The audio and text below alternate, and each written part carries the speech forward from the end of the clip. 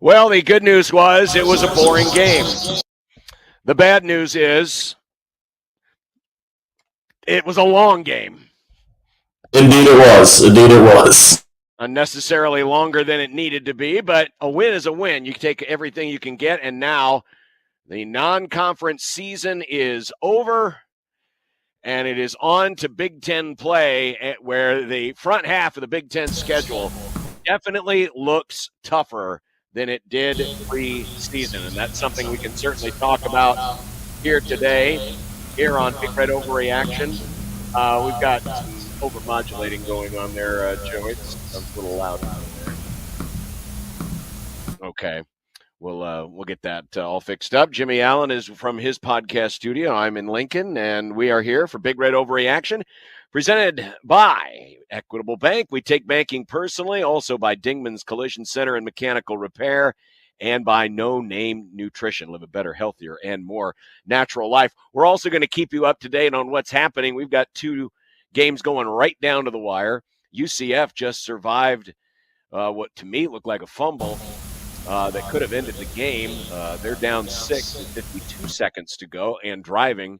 And Kentucky, plucky Kentucky, has a 3rd and 8 from midfield, trailing 13-12 to number 1 Georgia with only 3 minutes left. We'll keep you up to date on that and all the other things on our scoreboard, presented by Peerless Energy Systems, your local compressed air systems expert. But as we look at Nebraska's game tonight, certainly there's not a lot you can complain about offensively, because Nebraska was very efficient in the first half. Now, second half, the things kind of petered around. We finally saw the first interception of Dylan Raiola. You knew the turnover was coming at some point. But the defense was hit and miss tonight. It's hard to nitpick a lot about tonight when you only give up 3 points, but yet the third downs were an issue tonight to a degree. It didn't seem like Nebraska could get off the field as easily as they wanted to. Though the total yards, 300 total yards sounds pretty good. But again, as Bo Pelini used to tell us, it's about the points, ma'am. And Nebraska only gave up 3 points tonight. So that's not. There are worse things. There are worse things we can nitpick about, Jimmy. Yeah, and listen, I think the most concerns is everybody saw what happened tonight and looks at what's going to come into Lincoln on Friday with Illinois' offense and saw a lot of holes that Brett Beal and that offense could take massive advantage of. My big concern was the way that tonight Northern Iowa was able to line up and run some zone read and have a ton of success with it. And again, to your point, just 3 points, but there was a ton of bending and not necessarily breaking, and that's not going to be the case next weekend, in my opinion.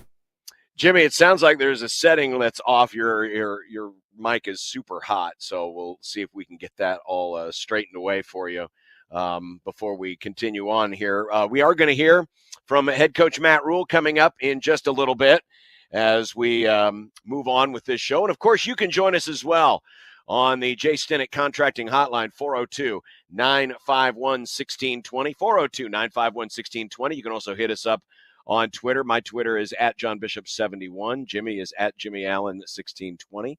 And you can contact us that way. Or if you're watching in on the video stream tonight, if you're on our YouTube channel, 1620 The Zone TV, we have plenty of room for you there as well on the comments page. So with that, let's see. I've got a brand new computer here. Well, it's actually not brand new, but it's old. But I've got it all fixed up and ready to go. Let's see if Megan is ready to talk to us here tonight. Megan, you're up first on Big Red Overreaction.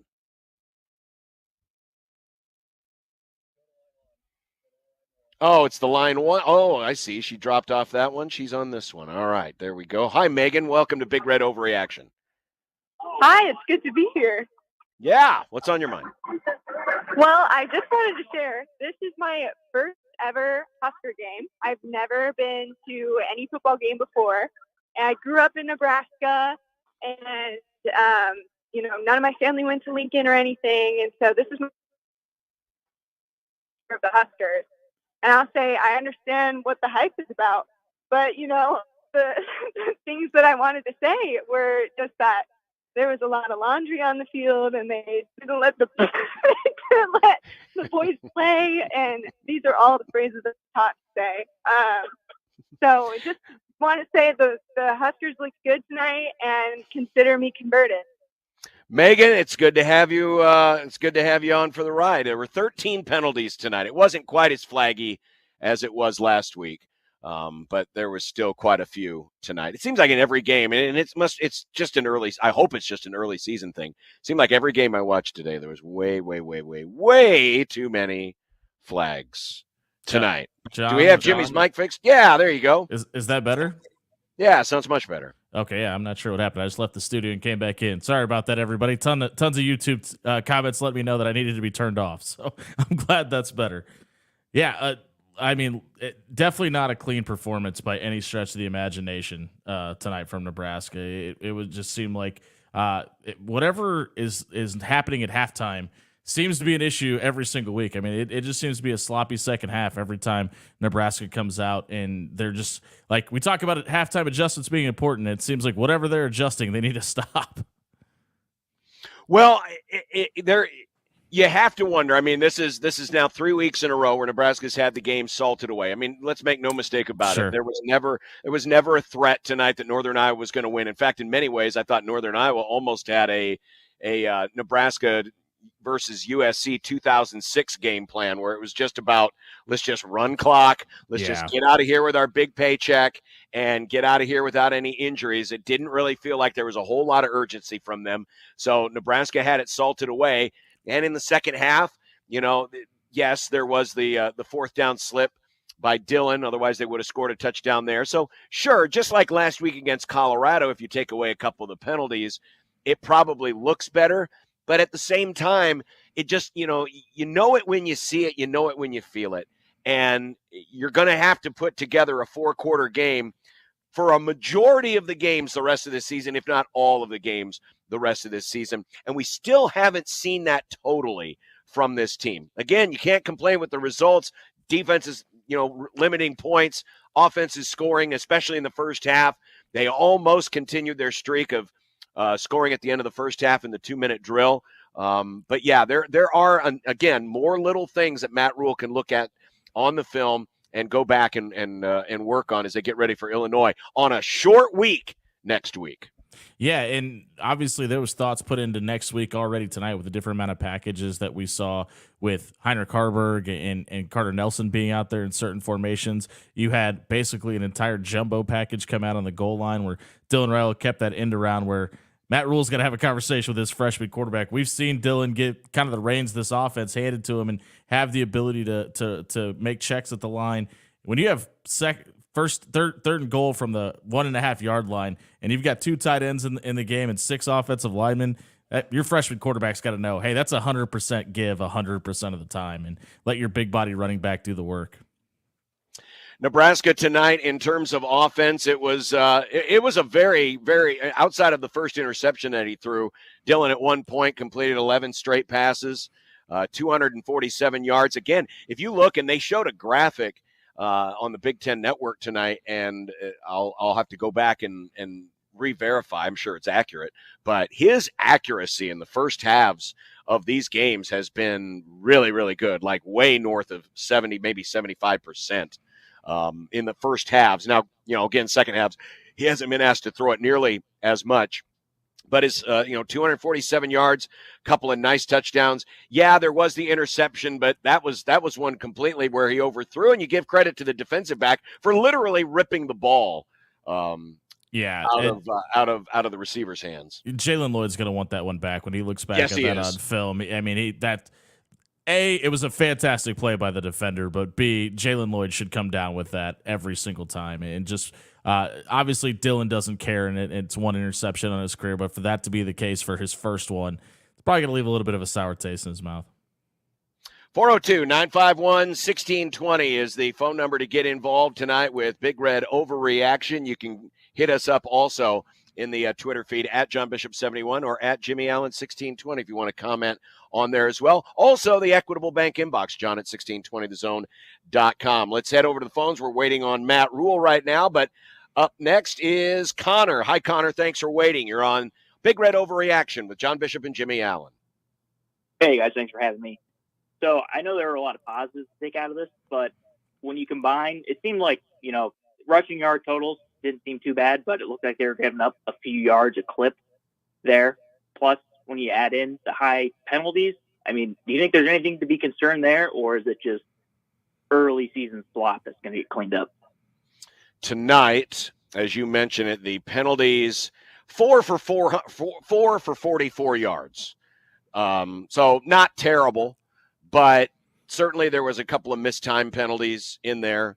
I don't know what you thought, Jimmy, but even though it seemed like a pretty second half of football, I don't think it was necessarily because Nebraska came out lethargic or sloppy. It was just, Northern Iowa was kind of just pesky. Again, they were just trying to run clock. Yeah, they did convert, and I'll be curious to see of the 6 for third downs that they converted, how many of them were probably 6 or greater yards, because it seemed like a lot of them were. That's the number I'm more concerned with than the penalties. And I think we're kind of in this Stockholm syndrome world where we're just kind of waiting for all these things to go wrong. And we just keep nitpicking these things because as Nebraska fans, we're just kind of programmed over the last decade to wait for the other shoe to drop. And this team was in a perfect situation for a letdown, north of a 30-point favorite coming off a massive win on national TV a week ago. And I think all things considered, they played pretty buttoned up as a whole. 402-951-1620. We will go to Matt Rhule as soon as he is ready to go at the podium. Should be any minute now. By the way, UCF did take the lead on TCU, 35-34. There are 7 seconds left. TCU with the ball, needing a field goal to win. And Georgia's got the ball with 1:40 to go, leading by 1. It looks like they are going to survive, but boy, Kirby Smart is, is he fired up right now. I don't know if you're watching that game, but he is lit into him. I'll be honest with you, Jimmy. I had every other game on tonight. That was the one I wasn't going to watch, and then I popped it up I popped up the score in the second half. I was like, oh my God, it's 9-6. What have I been doing? I saw it trending on Twitter, and I went, wait, is Georgia up by 60 or something? And then I saw the score, and I was like, okay, let's keep an eye on this one. I got it playing over my shoulder here in the studio, and this is, there's a play being reviewed right now, and it looks like if Georgia gets this first down, it's probably going to be the end of the game here as the Bulldogs are going to be able to run out the clock. But Kentucky has given them everything they could wish for here in this game. And you just said it, Kirby Smart's been fired up, one of his more animated games in his tenure up until this point. But he's got a lot to complain about. Georgia has played very, very poorly tonight. Well, everyone's had a close call, it seems like, in the top 10. Except for Tennessee. Did you see that? Yeah, see Tennessee that score tonight? I did. That was at one point they're on pace for 140. Yeah, and they could have scored it, by the way. they probably could have. I saw the score at halftime, and I thought ESPN was making a mistake, and it was the final. Jimmy, we're going to load up the calls. So James, Colin, Joel, stay right there. We got another line open for you right now at 402-951-1620. We'll get to all of you, but as our tradition here on Big Red Overreaction, we go live to Lincoln now for the Matt Rhule postgame press conference here on 1620 The Zone and 101.9 The Kegs. Big Red Overreaction. Compete against. Really happy with our twos at the end of the game. We keep them out of the end zone. It's the 2 out of 3 games we've had a fourth quarter shutout. Really happy with our 2 offense. They went down and scored a touchdown. So with that, I'll see what questions you guys have. Coach, 48 offensive plays. The flow of this game, just with how they were moving the ball with a 10-minute drive to start, and how much did it kind of maybe throw the rhythm of what you wanted to do all the time? Well, I think the 48 plays because we went right down and scored. We had 3 possessions and we scored on 3 possessions, right? So it's they did a great job in that they used up 10 minutes on that first drive. I mean, they were literally just sitting in the huddle looking to the sideline. There was a masterclass by Coach Farley in how to keep these games, the way you want to keep them, right? Move the pocket, ran the quarterback. They cut us a ton. So, we have these pass rushers, and all of a sudden now they got a fullback cutting them on their legs. It was really well done by them. But I think offensively, we scored our touchdowns on our first 3 drives, and we got down there and, we went 4 on 4th and 3 on the 4th drive. So there just weren't a lot of drives. So yes, I'd love the defense to be able to get the ball back for us a little bit sooner. But I also thought the offense was unbelievably efficient. You go down the next, then you come out of the half. We answer, I think, a takeaway the first drive. We answer a takeaway, we go down and score. Now we have to get in the end zone. Then the next drive we score. So, not a lot of punt work tonight for Buschini. It was a 59-yard pass from Dillon to Jalen. He kind of shakes 3 and then kind of looks back. What did you think of that, of just his skill set on that play and his awareness to look so quickly back to see if Jalen was there? Well, that's the same play we ran last week that, the kind of the play that everyone made, kind of like was kind of a highlight reel play that he threw on the run. So that's a play where we roll right, but then we throw a post back left. You have to have an elite athlete like Jalen to do that. And so they blitzed off the edge. And so that's not the right play for that defense. So they called the right defense. But, I've noticed a lot, even in the first game, he's done a great job of always avoiding the first rusher. When people come free, he does a good job of, finding space and time and making the throw. But, he knew that that's where to go, especially with pressure. He knows he's going to flatten it. And Jalen was right where he's supposed to be. Did you see that in him through the offseason, that he was going to have that, that ability to have that sense of where the pass rush was coming from and the mobility to avoid a guy in a situation like that? Yeah, I think, when people have asked me what makes him special, I say that he's not a 7-on-7 quarterback. He likes the game part of it. Even the short yardage play, that's what, JJ McCarthy was doing in Michigan last year, handing out the fullback dive, they come out tight, he pull it every once in a while, and he pulled it, so he just knows when to make the right play. We're a quarter away through the season. What do you love? What do you hate? I don't know about that. I like being 3-0. There's nothing that I hate. We're just going to get better each week. We start Big Ten play. I kind of refer to this as the preseason. In my mind, we're learning how to win. As I told our team, the narrative of losing close games comes from trying to, when you get a lead, not trying to put the game away. And so the questions I get asked a lot are about like, hey, why aren't you guys doing more of this in the second half? Well, that's what led to a lot of close losses, right? So we want to score, get a lead if we can, play defense and run the football. And then I want everyone to say, why are you guys so boring in the fourth quarter? And then we win. And that's sincere. So I just make sure my team hears that because they're kind of like that. That being said, we wanted to be aggressive a while because this was a good night for us to work on our passing game. And that's why we threw that post at the end. It was there. We thought we had it. Sounds like their kid made a play. I thought we came down with it, but we didn't. So it is what it is. But I think I'll watch the tape to see exactly where we are. I felt like early on we didn't tackle as well as we normally do, and but I did like the energy the defense came out with in the second half. That had all the makings of one of those games where if you're not locked in the second half, they score a touchdown. All of a sudden, it looks like a game you're in control of. You're not, and what we're trying to do is control games. That's what good teams do. So I felt some of that tonight. Carter Nelson had 4 catches, 48 yards, gets in the end zone for the first time as a Husker. Just can you speak to his growth to get to this point and having arrived in the summer?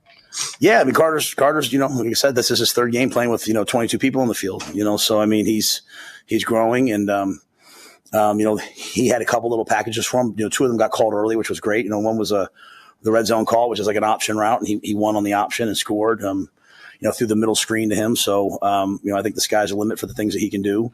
They're doing a good job of bringing him along, slowly in my mind. And when I say slowly, in terms of like giving him tasks to master because he wasn't here in the spring. But tonight was a tough night to get the ball spread out to everybody, going back to the whole 48 plays. You have all these guys you want to get the rock to, but it's a good thing when, you throw a ball to Jalen, he changes, flips the field. And, they had a penalty that gave us some yardage as well. So. What was your how did you feel about getting the package for Heinrich in down there near the goal line, and what did you think of the way that executed? Yeah, we put it in. He was in on the screen to Carter. He was in at tailback on that too. So, I think there's a lot of things that we want Heinrich to be able to do, and he does. Every time he goes in, we don't want him just to be like, a wildcat quarterback, right? I thought what I was really pleased with Heinrich was when he got in at quarterback, the way he managed that third down, find the check down was awesome. And, they were bringing a lot of zero blitz. They checked, he reloaded it on the long touchdown run. But yeah, I mean, we'd like to get a little bit more out of the quarterback run part of it. But I'll be honest with you, Mitch, one thing I've learned, every time we put a quarterback run on tape, another team has to practice it. And so they don't have to necessarily work. I just have to chew up 20 minutes of their time each day, worrying about option and worrying about those things, because we can run all the options with Heinrich. We can get under center still and run belly G option, right? We can do all that. And so I need them practicing that because that's one less time that they're practicing the other stuff that we're doing. What did Emmett show you this week in practice that got him an earlier chance? And then did he take another step in the game with his big plays? Yeah. We wanted Emmett to be the third down back this week. We felt like he would do a good job of the protections and getting out and catching the football. We're trying to diversify some of the roles. We didn't have a ton of third downs. We were kind of not necessarily needing the third downs. And then that run at the end was great. One thing about Emmett that's happened, last year and this year is he's kind of like been a closer in some games, right? Whether it was Northwestern last year or Purdue, or I can't remember if the games started to run together for me. But even, Maryland, Wisconsin, he had long runs that put us in position to at least try to win those games. And so he's a guy that comes in the fourth quarter, change of pace, makes people miss. And that was a big time run for us. Michael was out, and I don't think Jamari played. What was their status tonight? Yeah, Jamari just is still sore from last week. So we got him ready to play. He was warmed up. And, we're going to start Cam. So he was kind of questionable, and then kind of got out there and just didn't have the same pop. I just was worried that if I played him, he might get hurt. And so we feel good about James and Keona. He just didn't have the burst that we thought he would. He was trending. Practiced a little bit on Tuesday, practiced a little bit. I think it was Wednesday or Thursday. So I thought he'd be able to go. And if he needed to, he probably would have gone. But this was a unique week in that it was a short week as well. We're on in Big Ten play on Friday. So being able to save him, not need him, was probably important. And then, Mike, I'll probably address that later. It's just coach's decision. He's still with us. He just didn't play tonight. How prepared is this team now for Big Ten play, and how nice has it been to have the 3 home games and just to kind of build your team here in Lincoln versus on the road? Yeah, I think one of the key things, Sean, is getting a lot of guys in the game. Even at the end, you have Maverick Noonan, you have Ishmael Smith Flores, you have Amari Sanders, you have all these guys out there playing meaningful minutes. You had your whole second line playing meaningful minutes. And so that to me, that's been really good that with 2 of the 3 games, we've been able to get the 2s and some of the 3s into the game.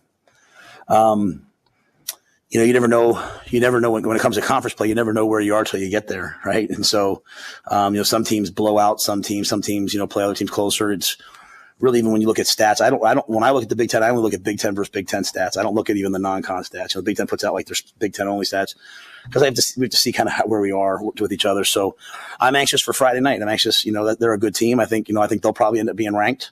Hopefully we stay ranked. And I don't know the last time 2 ranked teams played each other. I think they were 26 last week in the AP poll. I'm a big fan of Coach Bielema. So hopefully they move up and be a cool night on this coming Friday night. Can you talk about just dealing with the short week heading into conference play and just preparation for that? Yeah, well, last year we were going in this game, we just lost to Michigan, and we put on pads and practiced on Sunday. So maybe a little different tenor this week. But, even there, as I was walking out, Marquise Buford was making it very clear to everybody, like, coming in here tomorrow ready to work. Normally Sunday's our off day. We do a big family dinner with the players' families and our families. We won't be able to do that tomorrow. It'll be a work day for us. And our off day this week will be next Saturday. So we'll work tomorrow, Monday, Tuesday, Wednesday. The great thing is we're not traveling. Our Friday game is, obviously at the end of the season versus Iowa. But we'll work tonight. We'll work tomorrow. Because it was a night game, I had a chance to watch their game today. We worked some today, worked some yesterday to be prepared for Illinois, and we'll see what happens. Coach Jacory, after so many big plays have gotten called back over the first couple games, he finally finds the end zone. What was that moment like, just getting to see him score? Yeah, I was fired up for him. I thought that was a heck of a call by Sat. Calling a reverse on the 12, I wouldn't do that. I'm a little more conservative, but and I thought Borgacher did a great job. Came around and made a big block for him, and great to see Jacory get in. And when he plays with joy. And it was great, great to see the review kind of go our way. That was a big call, when he, they had called him down the field, and then they ruled that he was behind the line. I appreciate the Big Ten for changing that one. So, Jacory's a weapon. He had that deep over that we hit early on. So keep trying to find ways to get him the ball. Interception by Dylan. Obviously challenged it. What'd you think of that play? Do you want to make the throw? That's the right throw. Yeah, that's 100% the right throw. It's quarters or safety triggers. We try to throw the out route to Thomas. He triggers it. You throw the post. That's one-on-one. The thing with Dylan is you're going to play NFL football with him. Like if he's going to throw the ball to a spot and he's expecting his guys to go make a play on the ball, and I thought Jalen made the play on the ball, so I'm not in any way throwing Jalen on the bus. Looks like their kid made a play. But if we don't put those things on tape, then we'll throw the post first quarters. It's going to be a long year. We had that conversation. I think Sam had asked it the other day about Iowa and all. So you have to hit those posts, and their kid made a nice play. I challenged it because I learned last year. We had 3 or 4 plays that the next day, hey, the replay was wrong. And so what I learned was you can challenge the replay. So as I looked at it up on the screen, it looked like Jalen came down with the ball. So I was at least going to challenge it. I didn't need the timeout. It wasn't a wasted timeout. They told me that, hey, they've already cleared it, but I was told last year you can still challenge it, and you should still challenge it if you think it's wrong. So I challenged it and didn't win. All right. See you guys Friday. And that is Matt Rhule live from Lincoln with his post-game press conference. They may have just gone final. I thought Kentucky should have had at least one more play, or at least stop the clock, but it looks like Georgia's going to hold on 13-12, the final in that one. Got a lot to get to. We'll get to all of your calls. So James and Colin and Joel and Vince, stay right there. We'll get to you. During that Matt Rhule press conference, had a chance to look up something. Nebraska's done something that they haven't done since at least 2004.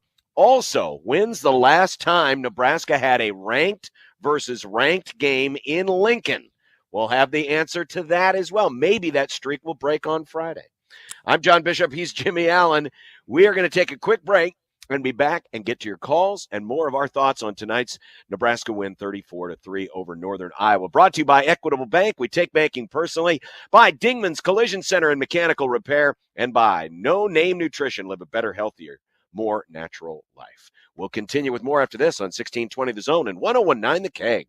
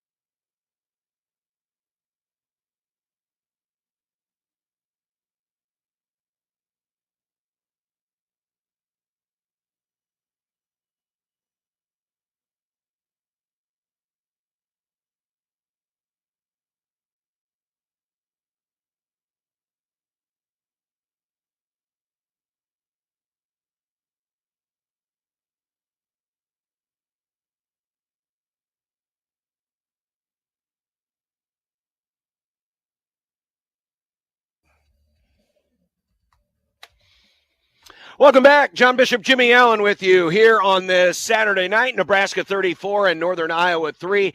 Before we get to the calls, Jimmy, anything stand out in Matt Rhule's post-game comments?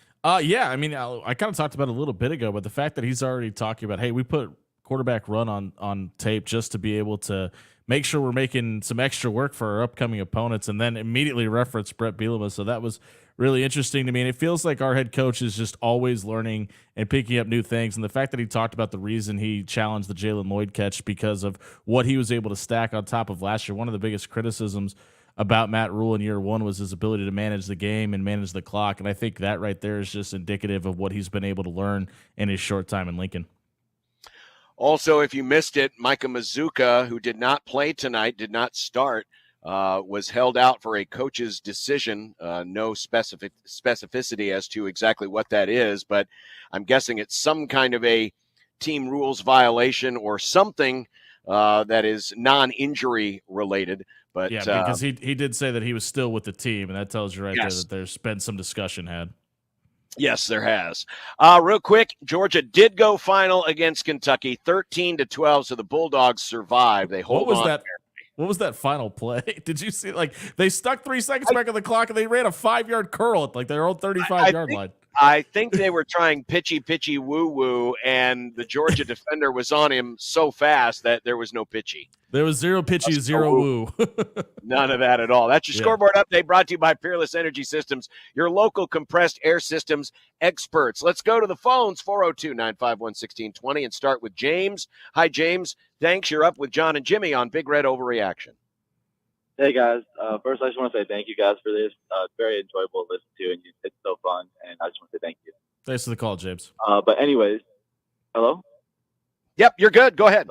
But first off, I wanted to say I'm very fired up. I thought the offense very clicked well, and I thought the defense held their own. I just had a quick, what did you guys think about that one interception play that I got from Dylan? I thought it could have gone both ways, me personally. But, yeah, that's all. Thank you, guys. Appreciate it, James. Jimmy, what did you think of the interception? I think if it got called a complete pass, it would have been a complete pass. But the fact that it was ruled an interception on the field is the reason it stayed where it was. I thought it was a tie. I thought it probably should have gone to the receiver. I thought I saw that even in live and on the replay. But because of the way it was called on the field, I believe that's the reason it stood where it was. It looked to me like the defensive back had ripped the ball out when they landed. I mean, if I were to assign like, okay, 80-20, 70-30, I would have given it like 70-30 to the defensive back, at least in terms of how they came down with the ball. Initially, it looked like that Lloyd was going to – it was Jalen Lloyd, right? Yep, yeah. And I thought that from the back angle. From the front angle, though, it looked like his knee was down. So, and again, I mean, if it's that close, you got to go with the original call.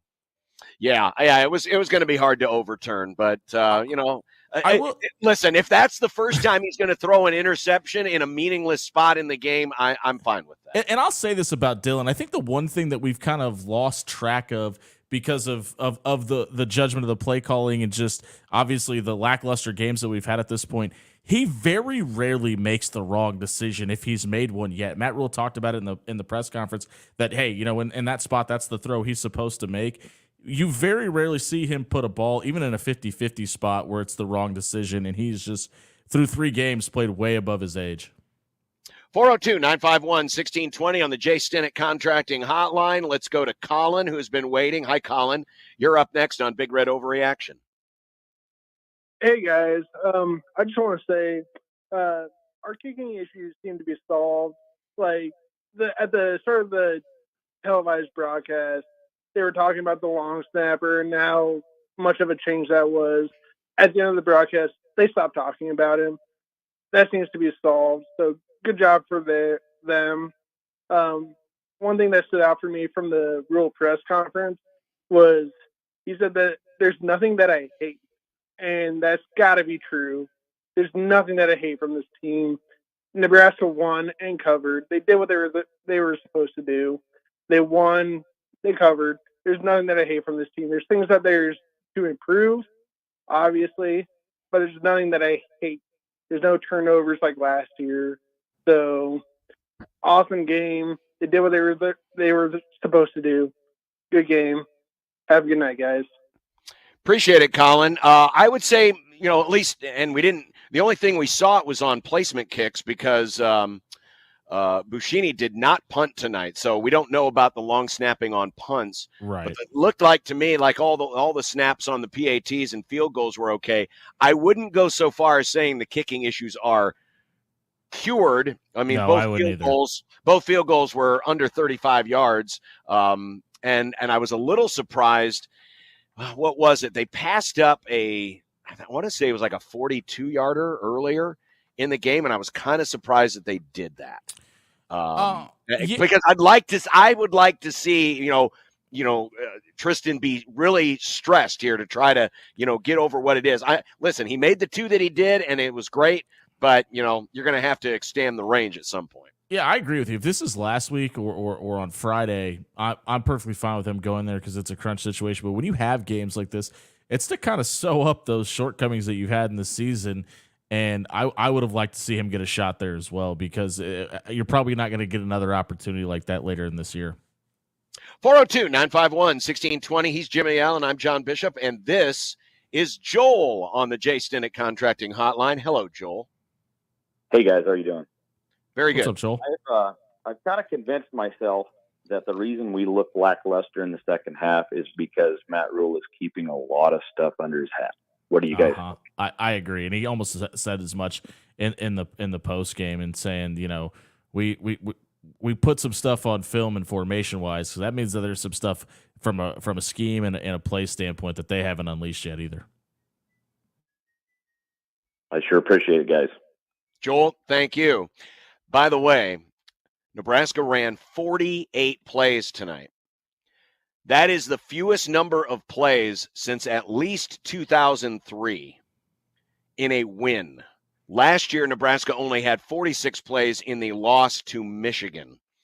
The previous low in a win was 52 plays run against Kansas State in 2010. That was a game where Taylor Martinez basically busted a big play every time he touched the ball. Yep.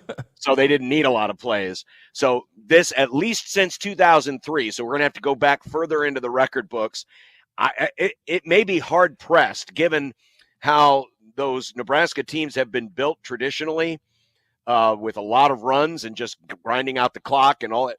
I don't know if we're going to find another win in modern Nebraska football history that featured only 48 plays. Well, and Nebraska averaged 6.5 yards a carry tonight, and which is the weird part about it is they only had 10 carries going into the third quarter. So they focused on their passing attack for the first half of this game, and then really started to lean on those running backs later in the game. Matt Rhule talked about it in the post game. He said, we want to be a team that wants to be boring in the fourth quarter, and then ask us why we're so boring, and all I got to do is point at the win, and it makes sense. So it feels like it's been by design. And when you have as much success on the ground, you can just go back to it, and you could work your freshman quarterback in and get him a couple of positional and strategical plays where you're going to need that type of situation later in the season.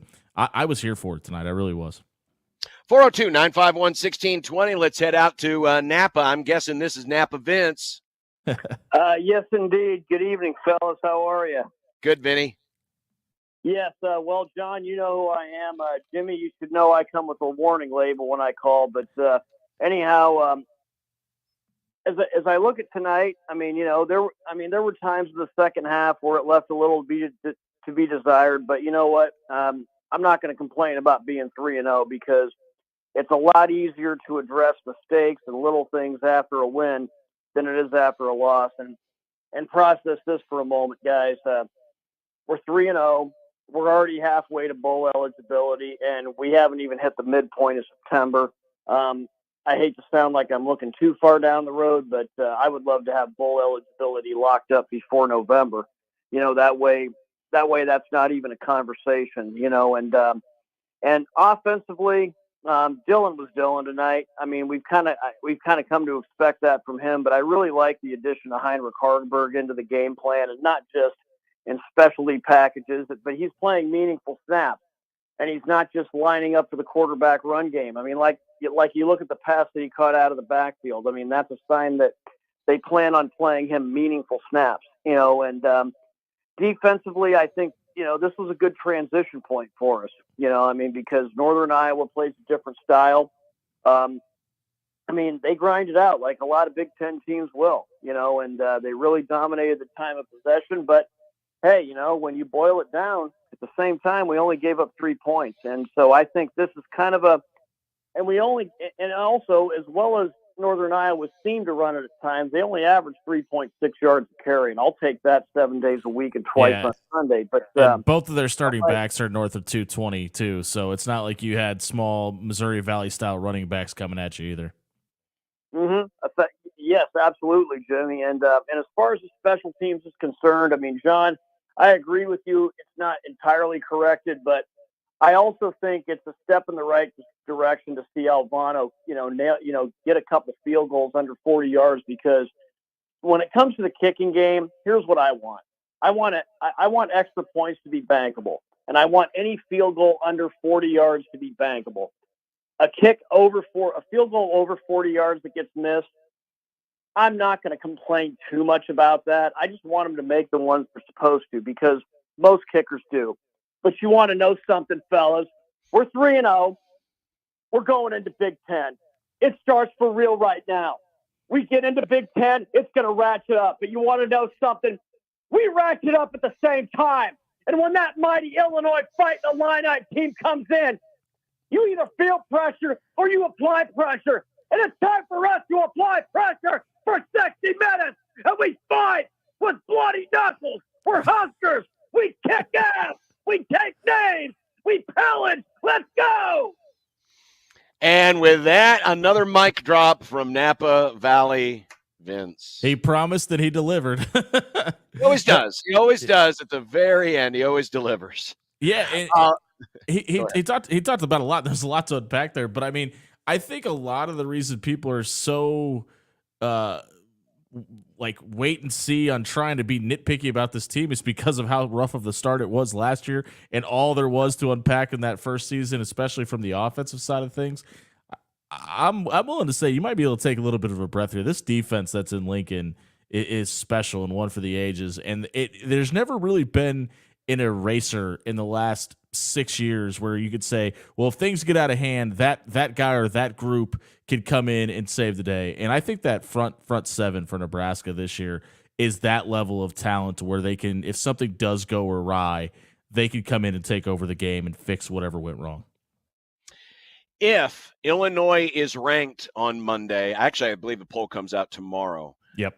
And Arizona did lose pretty badly to Kansas State, so they were 20th, so they'll probably drop out. So assuming Illinois is ranked, it will be the first time Nebraska has played a ranked versus ranked game since 2016 when they went to Columbus, Ohio, and, well, we're not going to mention what happened in that game.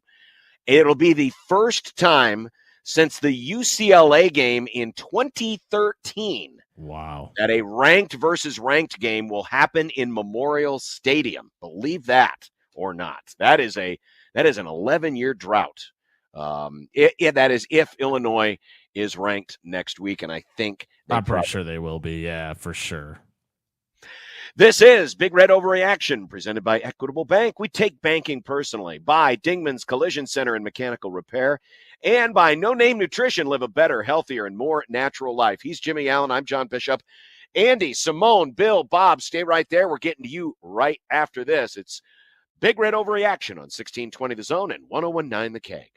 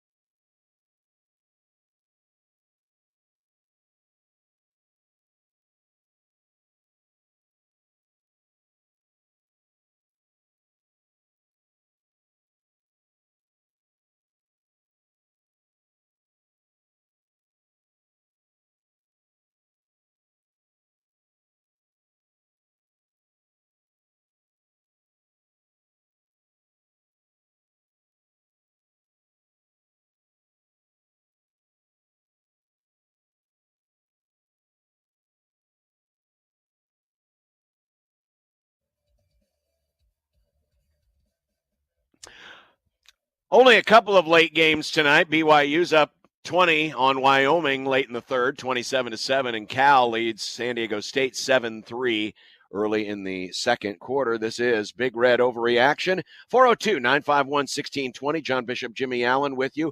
A reminder that next week, of course, the game's on Friday. It's the 400 sellout. Josh and I will do, on Sportsmanlike Conduct, a special pregame edition live from the Blur Party's tailgate underneath the overpass at Memorial Stadium. And then we will have a Big Red Overreaction again live from the North Bottoms like we did last week for the Colorado game, all in tribute of the 400th sellout. And again, it could be a ranked versus ranked game. I mean, you can't ask for anything better. 400 sellout and a game that actually might feel like a game that, will have some drama going into the second half. Is Josh actually going to show up for this one? We'll find out. Yeah.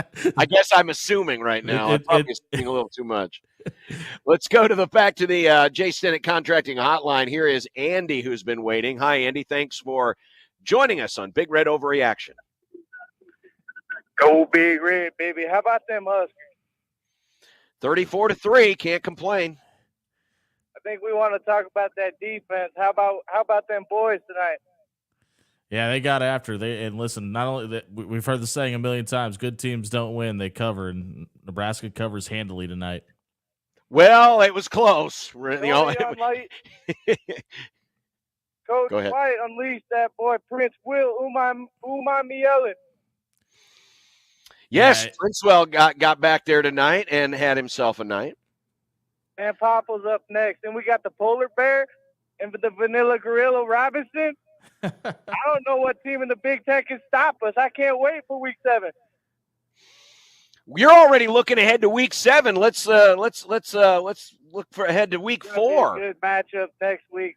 But we own Illinois. We own them. Last time, me and my boys went to Champaign. We got the dub easy. Coach Mickey, but now we got a new ball coach and we gonna whoop them.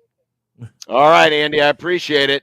Keep in mind, Illinois won 3 of the last 4, and the last 2 in Memorial Stadium. So I wouldn't say they own us, but it will be a good test. And I'm glad, Jimmy. If the games had been switched on the schedule, let's say Northern Iowa was last week and Colorado was this week, I don't know if that helps Nebraska as much against Illinois. But you're playing a team like Northern Iowa, and Matt Rhule talked about it on Thursday, how this is a Big Ten. This is a Big Ten style of team playing in the FCS.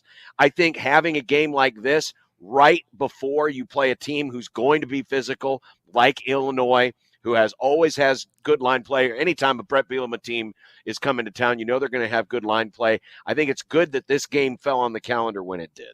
Yeah, and you pointed out the big part there, and that's the interior. When you look at the skill position guys for Northern Iowa, specifically in the running back room, yeah, they kind of look like they could be Big Ten guys. The difference, though, is up front and how Nebraska's defensive line is able to perform against Illinois' offensive line. I think it's going to tell you a lot about the future of this season. And I haven't seen anything that this season that would make me think that it won't go well for Nebraska, even with that big-bodied offensive line that Brett Bielema and those guys are going to bring in next week. 402-951-1620. Let's go to, I believe it is Simone. Hey, what's going on, fellas? Is this Simone? Yep, this is Simone. All right, Simone, what's on your mind? I got 2 things. Yeah. One, I just wanted to know how you felt about Bayer being out for the second half and how they did. And then 2, I dig the way to how much confidence Raiola has just throwing the ball at his guys and expecting them to come down with it, no matter what the case may be. That's just all-time dope to me as a young kid doing it. You know what I mean? But I'll leave it there and let you guys talk about it. Thanks, Simone. Simone, I appreciate it. Yeah, you're right. I mean, Dylan's already made a couple of throws. There was the one last week to Naor where, he's rolling out and he puts it only in a spot. It looks like a lollipop throw, but it's really not because he's putting it in a spot where only his receiver in the middle of that field can go get it. And then the same thing tonight where he escapes the rush. The blitz is coming off the edge. He escapes the rush and hits the big play down the field to Jalen Lloyd. I mean, that was that was, I mean, those are the types of things that make you really excited. And you have to pinch yourself at times to think he's only a freshman. And he just doesn't seem to get rattled. I mean, we've seen him in as big of a pressure cooker situation as you can have a week ago in your backyard. Granted, we haven't seen him on the road yet, but he just doesn't make that big mistake or even seem to get sped up at any point in any situation, whether it's a 0-0 game or they're out to a comfortable lead. I will say this, though. What was the one negative takeaway that everybody had from the spring game about Dylan Raiola? He had that one interception where the pass was up high and on the back shoulder of his wide receiver. We haven't seen him make that same mistake since that day in April. No, we have not.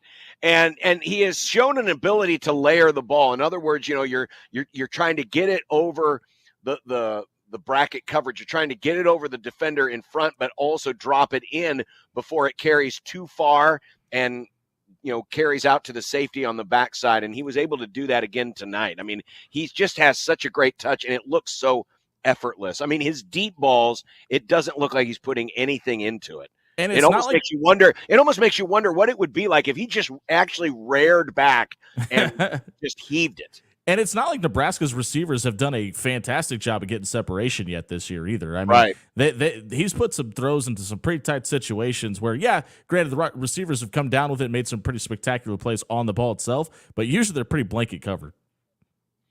Martin just told me that there's a game on, is it True TV? Am I missing a Oh, yeah, there was a game on tonight on True TV. I forgot about that. Well, that one's got to be over, though, right? This Wyoming game is not much to write home about. There it is, True TV. San Diego State. We got San Diego State just faked a punt. Oh, nice. Yeah. It is, well, this one's not much better, but on True TV right now, you've got Fresno State and New Mexico State, and Fresno's up 21-0. So I'll give True TV a shot just because I can. 402-951-1520. Here is Bill. Hi, Bill. You're on Big Red Overreaction. Hey, guys. Thanks for having me. Welcome, Bill. I'm really excited. Real excited for the whole program right now. All preseason, I didn't watch any Husker online or whatever. But let me tell you, I don't think we've seen the best out of this defense yet. I don't know what it is. I think they're there. I think they can compete. As far as QB1, I hate to be the guy, but he's still a 3-game freshman here. All right. Yeah. He's looking really good. But he's going to have some stumbles. I don't want everybody to get angry at the kid. Last point is last week, the Scott Frost team would have lost that by double digits. This week, I think we lose on a 4-and-out on a 2-minute drill. I still got an axe to grind against Scott Frost. Sorry, guys. Most people around here do, and Bill will accept that. We will accept that, but and that's part of the reason everybody is celebrating because I don't think anybody feels like when they wake up on Saturday morning that they probably got to take an anxiety pill before kickoff.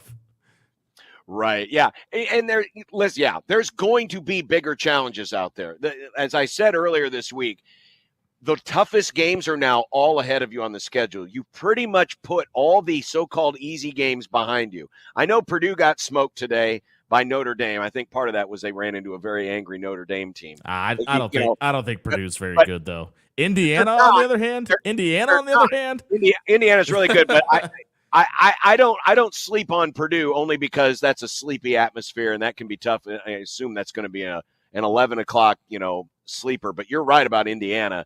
Indiana looked really good tonight against UCLA. They dominated that game. To the folks in Bloomington, hold on to Kurt Cignetti as tight as you possibly can because he may not be long for the Bloomington world. The other schools may come calling sooner rather than later. He's done it at JMU, and now, he's turned around this Indiana program, what seems like a hiccup.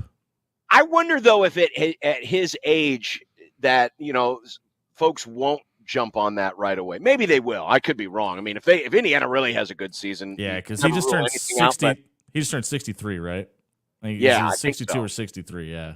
So I think the age might hold it off. But in this day and age in college football, when teams are looking for a quick fix, you're right. If somebody's going to hire – if somebody in the SEC is going to hire Hugh Freeze, they may take a flyer on a 64-year-old head coach. Curtis Rourke looks like a really good quarterback. He is a good distributor. He he's got a good ball. He had 307 yards tonight, and really Indiana, the only thing that slowed them down tonight, I want to say they had about 12 or 13 penalties. That was the only thing that slowed them down tonight. But they went in to the Rose Bowl and absolutely crushed UCLA, who is going to be in contention for one of the worst teams in the conference. Yeah, and maybe even all of Power 4, excuse me. Yeah. 402-951-1620. We have a lot more to come here on Big Red Overreaction. We've got a couple lines open for you right now, so get on in and enjoy the show and be part of the show. 402-951-1620. Couple lines open right now on the Jay Stinnett Contracting Hotline. Jimmy and I will be back with more right after this on 1620 The Zone.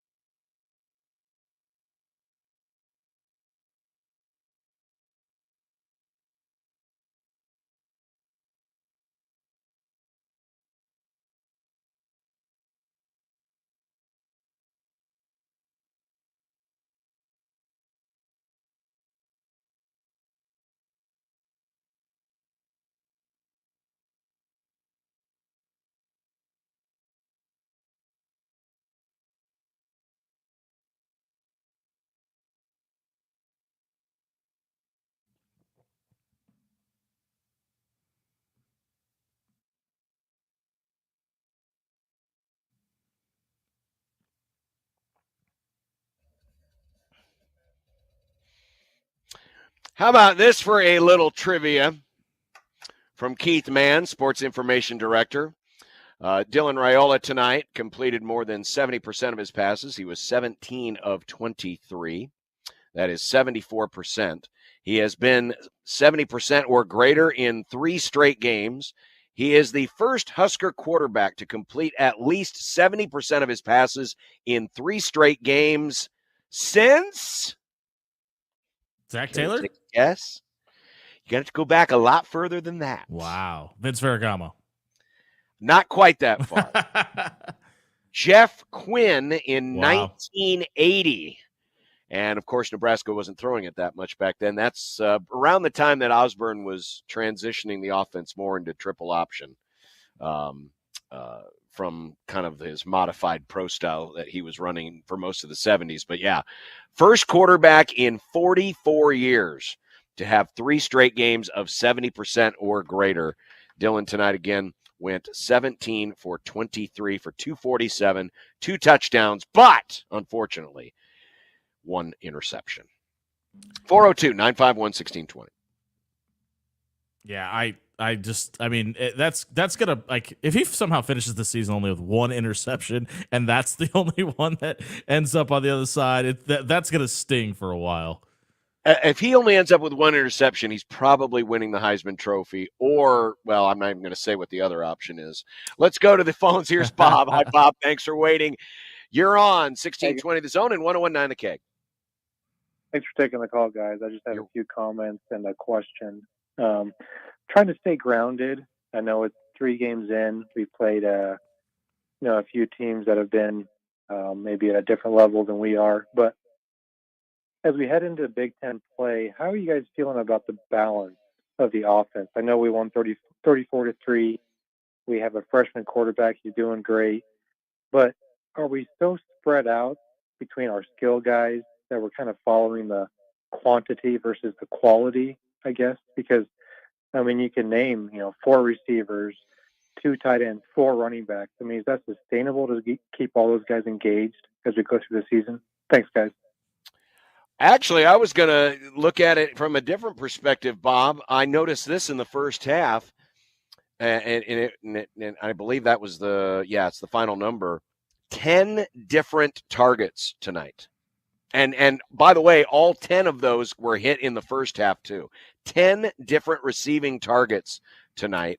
You also had 8 different rushers tonight on, again, only 48 plays. Only 48 plays, and yet you're spreading it out like that. I mean, it's kind of a different world now that we live in where, you teams don't have the, there was the trivia question tonight on Big Ten Network about who had the most carries in a Nebraska game. Rex Burkhead was there. He was inducted into the Nebraska Football Hall of Fame. Those days are probably gone and gone forever. I mean, you're just not going to see that many guys. And then when you have this much talent, you're spreading the ball out to as many places as you can. I don't think that's a bad thing. Yeah, that's the one caveat to Nebraska's ballooned roster, right? Is like, there's only one football. You got to find somewhere for it to go. The one thing that I'll kind of echo what Bob said that has been head scratching to me is it kind of feels like they want Dante Dowdell to be the tone setter. Like when you look at the way they set up those first 10 to 15 scripted plays, it is heavily focused on him getting downhill, lowering his pads, and leaning on this offensive line to start the game. And once he kind of does that, that's when it seems like the rotation starts. So that's what I don't know if that's an attempt to keep him healthy. I don't know if that's an attempt to dangle the carrot for guys like Emmett Johnson and Gabe Ervin or what it is, but it feels like they want him to be the guy that sets the tone and then they pull the ball out of his hands, which that is a little weird to me. I will give that to Bob. The thing with Dowdell, and we found out, earlier in the week that he was actually a little asthmatic. Yeah. That's what Matt Rhule had said, and so getting him into condition was an important thing, and he loses wind rather easily, so that's obviously going to preclude him from this. But it was interesting to watch the running back rotation this week versus last week. Emmett Johnson didn't see the field until the second half last week, but he saw the field in the first half this week. And, takes advantage by ripping off the 36-yard run, scoring the touchdown and rushing for 50 yards on only 4 carries. It looks like it looks like Dowdell is as close as we can call him the guy. But, again, I don't know if we're going to see him carry the ball more than 15 to 18 times in a game. It's just really weird to see a guy start a football game, be healthy, average 9 yards a carry, and somehow only get 6 carries. That's just a weird stat line. Yeah, it was the weird nature of this game, too, with as much keep away as Northern Iowa was playing tonight.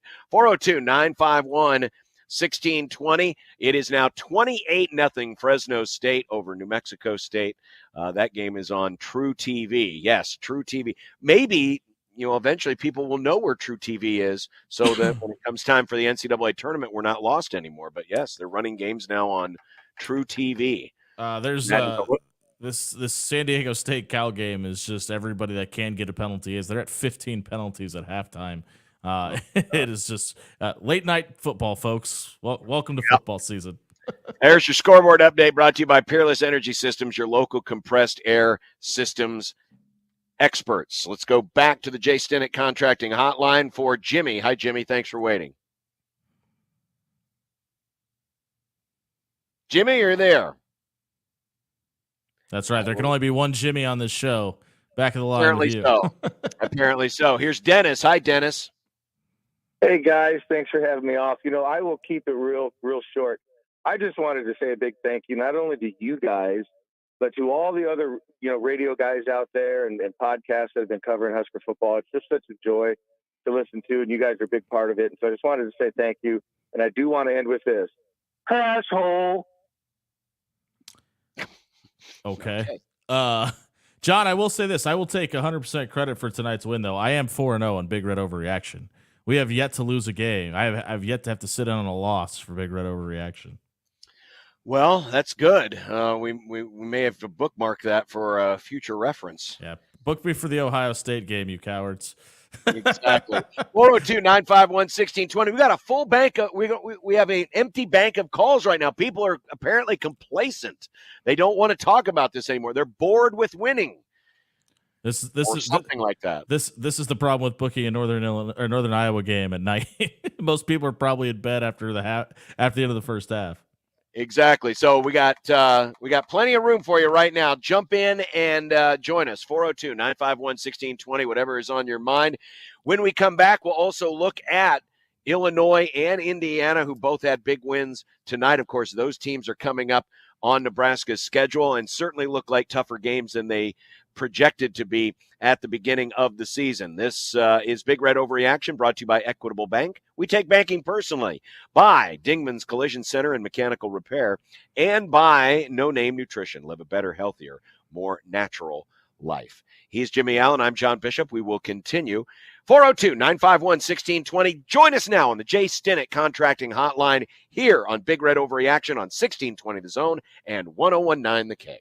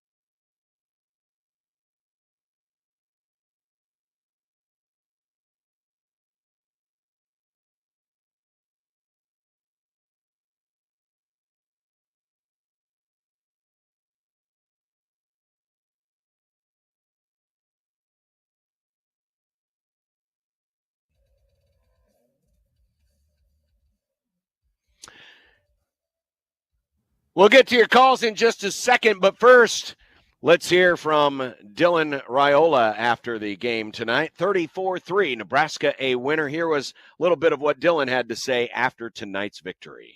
We're winning games, so that's all that matters to me, honestly. Just excited for this university and to see what Coach has done for this program. I'm just so happy for the older guys, and we know we're not even close to done yet. So that's the exciting part. We get, I think, 9 more opportunities or 8, whatever it is, to be together. So we'll make sure we cherish that. 9 is the number, and hopefully it'll be at least 10 with a bowl game. By the way, Sure. not only was this the first Husker quarterback since 1980 to have 3 straight games of 70% completion percentage, but BTN put up the number. This is the first true freshman to have 3 straight games of 70% or greater completion percentage since Marcus Mariota in 2012. He had a good college career. Worked out well for him out there in Eugene. I'd say it worked out very well. Yeah, it's one of those things that I think a lot of people, and a couple of the callers have echoed this too, are waiting to kind of to celebrate Dylan Raiola till we see him in Big Ten play, because we've seen what this conference can do. I mean, I in no way am I trying to make this comparison, but I think about a guy like Graham Mertz, who, when he showed up on the scene, I mean, he won the September Heisman Trophy. Everybody was ready to crown him the second coming, and then he got into Big Ten play, and he fell apart. Now, Graham Mertz wasn't a 5-star quarterback and at the top of his recruiting class, but I think a lot of people are waiting for Friday night to truly give Dylan Raiola his flowers, and maybe there's some merit to that. We'll find out, but again, that's Friday night, and we'll have pregame coverage from Memorial Stadium. Josh and I will be there for a special edition of Unsportsmanlike Conduct from 2 to 6, and then Josh and I will host this show right after the game, live from the North Bottoms. So if you're there for the game, come join us. We're just off of 14th and New Hampshire. Instead of getting caught in the traffic, come over and say hi, and hopefully we're celebrating a 4-0 start. This, of course, the first 3-0 start since 2016. Big Red Overreaction brought to you by Equitable Bank, by Dingman's Collision Center and Mechanical Repair, and by No Name Nutrition. Let's go back to the Jay Stinnett Contracting Hotline, where Dana, I believe, is our next caller. Hello, Dana. Hello, how you guys doing tonight? Great, thanks. Good. Yeah, I just wanted to just put out there, I think what's wonderful about what we're seeing is recruiting and development. We have a coaching staff that obviously knows what they're doing. Thank the Lord that we had Dylan Raiola get recruited to Nebraska. I just want the folks to just be patient out there. I like to see the young guys that we are developing and bringing in. You see a lot of the guys from Florida coming in. You saw Carter Nelson tonight. Take a look at Louis McGahee, B9, Kai Wallen, different guys on there. And, the Big Ten schedule is going to be rough. There's going to be ups and downs. And I don't think we need to get too deep into the Kool-Aid, but let's just enjoy what we've got going on and be patient with the guys, because there's going to be ups and downs. There's going to be rough spots, but man, it's a great thing to enjoy. Go Big Red. Dana, appreciate the call. It's another long night. I'm looking here at the players who recorded at least one statistic, or actually everyone who played on defense, and it's another very long list of guys. I'll be curious to see what the total number is. They didn't get as many as they did against UTEP, but this was another game where you had way north of 80 guys, I'm assuming, get into the game tonight, and that's always a good thing to take advantage of those moments when you can, because as we have seen in recent years, those games were few and far between.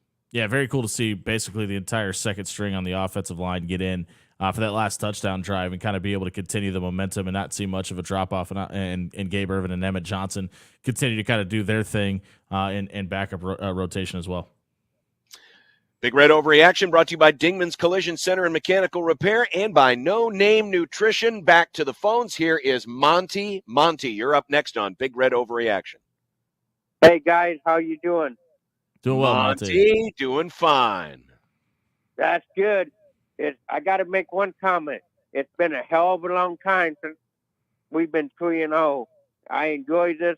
We got to savor the win, and we'll see what happens the rest of the season, and go Big Red. Monty is. I've been taking Monty's calls for 20 years, and I'm guessing he's very happy right now, as well as a lot of other folks. It's refreshing. In a weird way, it is refreshing that we can look at a game like this and we can nitpick these things and say, oh, they committed, they had too many third down conversions. They couldn't get off the field. They only ran 48 plays. They had the first turnover, all this other stuff. Still, it ended up 34-3. As far as I could tell, nobody got hurt. Yeah. At least I didn't notice anyone that got hurt. I didn't hear Matt Rhule say anything about anyone getting hurt. So far, knock on wood, this has been as good a start as you could have expected. If you would have told folks this was going to be the first 3-game start, I think everybody would have been just fine with it. Yeah, and a caller echoed it earlier, halfway to that 6-win mark that everybody's been clamoring for around here. And it feels like you may have a chance to get there by mid-October as well. And, there's a much bigger test ahead of us than we talked about on Friday. But right now, there's a lot to be happy about around here. And you've referenced the season twice now. 2016 was the last time this team started 3-0. They ended up in the top 10 at one point in that season, and that's something that feels like it's very much on the cusp right now as Nebraska entered the top 25 this week, and probably going to move up a couple spots after the losses that happened today, specifically in the Big 12. By the way, Nebraska's next opponent, Illinois, had an easy win today over Central Michigan, 30-9. Luke Altmaier threw for 242 yards and 2 touchdowns. Pat Bryant, 7 catches, 102 yards, and both touchdowns. He's going to be an interesting test next week. Illinois also ran for over 135 yards. It was just pretty much a workmanlike effort by the Illini. And I'm looking right now at Altmaier's numbers for the season. And, he's been very consistent. In fact, he's completing 71% of his passes, 8 yards per attempt, 4 touchdowns, no interceptions. And at least going into today, and I don't know if it lists it on this box score, but Illinois was leading the country. They did not have any fumbles today, and they did not have any interceptions today. They were leading the country in turnover margin through 2 weeks. So they'll still be in there. So they're not making a lot of mistakes right now. I think it's going to be a real fun test. This is a team playing with a lot of confidence. Nebraska, of course, playing with a lot of confidence. But with the short week of preparation and them having to travel, I've got to think Nebraska's going to have an advantage from that standpoint. Yeah, absolutely. Everybody wants to complain about a Friday night game, and I'd listen to those gripes if this was in Champaign. But the fact that you get a team that's on an equally amount of short rest and they got to come to you, I think it's a massive advantage for Matt Rhule and the staff. Here is Victor up next on the Jay Stinnett Contracting Hotline. Victor, you there?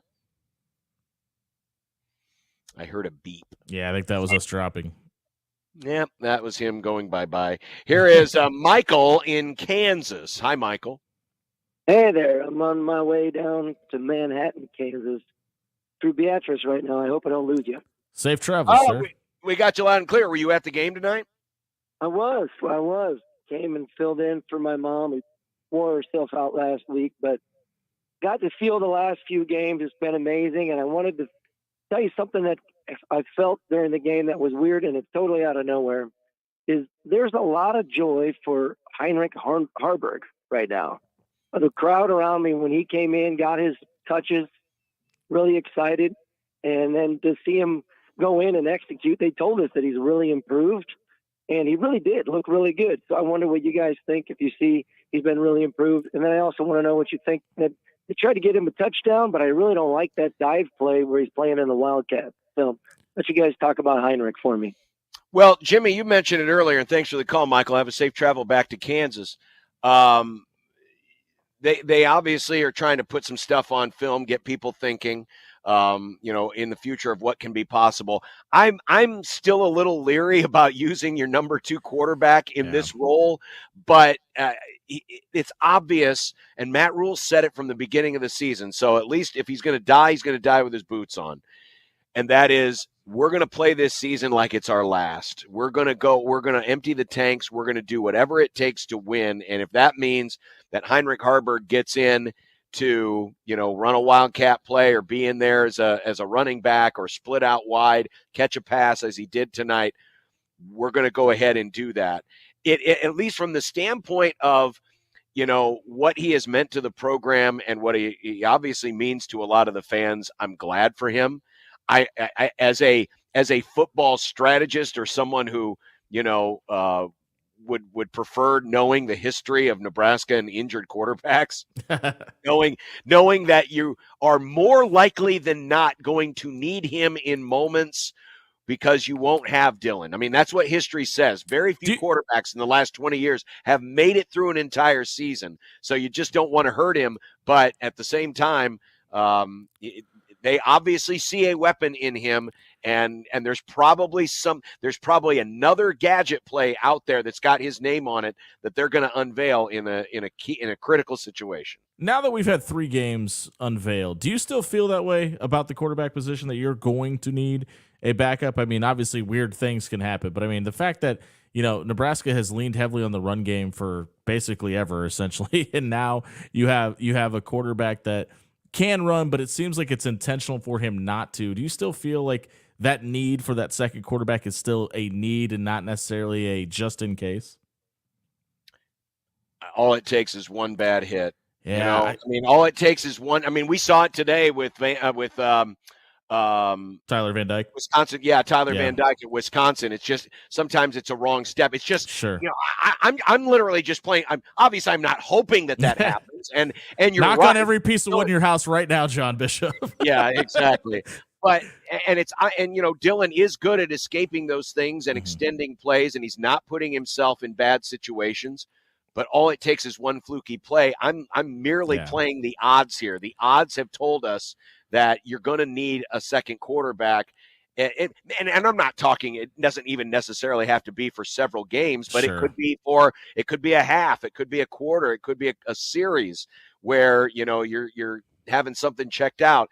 So, but again, Matt Rhule says I'm gonna play this season like it's our last, and I'm gonna exhaust every thing that we have in our arsenal to get this done. So at least we'll know where he's coming from when or if that situation presents itself. And I mean, Quinn Ewers got hurt on a handoff today, so right. It can happen anywhere at any time. But I want to go back to the caller for a couple things. Yeah. The loudest crowd reaction of the night was when Heinrich Haarberg got in and got his touches, and I think that's incredibly awesome and just shows you the passion of this fan base. The other thing that I wonder how much the addition of Jalen Gramstead to this team kind of allows them to that, because they really like what he brings to the table. Obviously, the former NAIA Player of the Year and a super talented guy. And if I'm being honest, I think if Dylan were to go down, they may give Jalen Gramstead the nod over Heinrich Haarberg because they really like him in the role he's in right now. So I really wonder how I don't see that.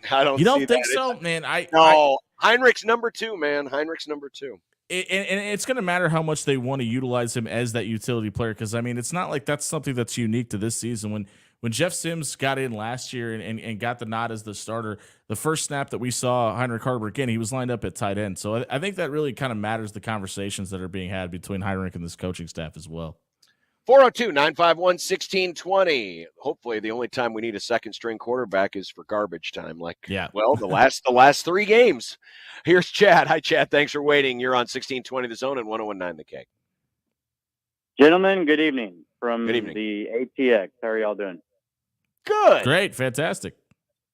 Fantastic. So just a little background about myself. I graduated from Elkhorn in 1993, went to Nebraska during the glory years, lived in Texas since 2000, and I can honestly say this is the first time in 25 years that I truly feel that this is the right man for the job.